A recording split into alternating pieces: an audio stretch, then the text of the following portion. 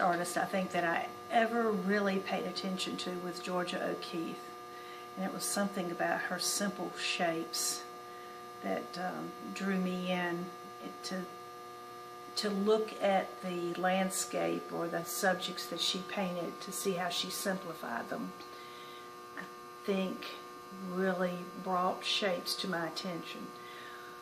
But now when I'm looking at a subject, no matter what the subject is, whether it's flowers or water or boats or landscapes, I'm really drawn to light and dark patterns and the shapes of shadow or the way light makes an object look.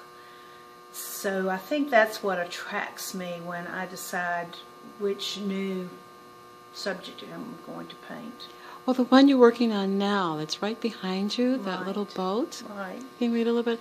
I can see the shadow and the light of the water. It's so beautiful the way you've actually captured that. Well, and this is, this is just a sort of a first pass, an underpainting.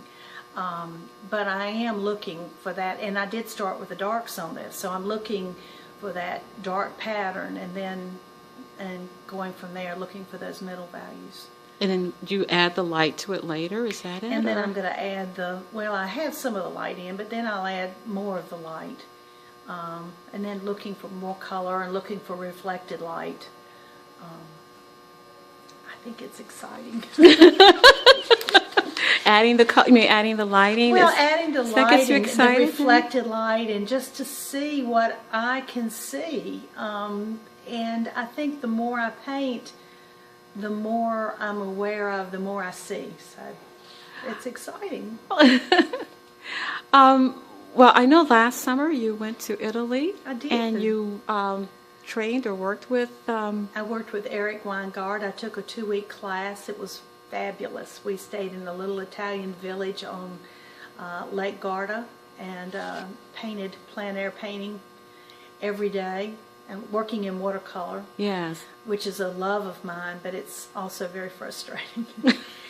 But I really, I enjoyed. Eric's such a fabulous teacher. I learned so much from him. Not that I could put it all into work. I couldn't do everything that he wanted me to do, but I keep his words in my head, and I hear a lot of what he says. Even if I'm working in oil or acrylic, I'm still listening to those principles that he talked. But painting in Italy it was on my bucket list. I crossed it off. Do you have another such place you'd like to go to, or? Well, my husband and I both like to travel. Italy's a favorite. We love the Cinque Terre. I can't remember. It's a little town in or a part of France that has a lot of earthy colors. It reminds me of the colors of the Southwest, like in Santa Fe, which I'm really drawn to. Yes. Too. One of my favorite places, and we've traveled a lot in Europe and the United States, is Lake Louise in Canada.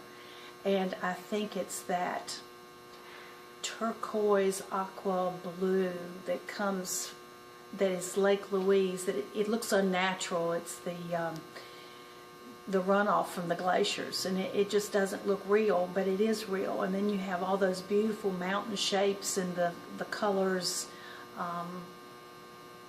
I've done some just sketching at Lake Louise, but that's a place that I would really like to do some serious painting, I think.